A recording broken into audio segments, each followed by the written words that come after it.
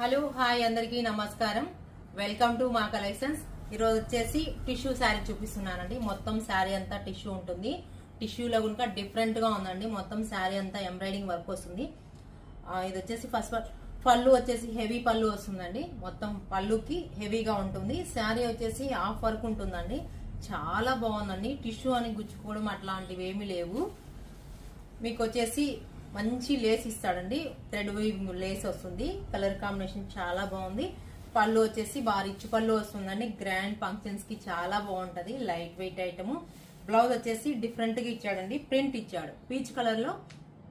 ఇది వచ్చేసి light peach ఉంటుంది శారీ అంతా.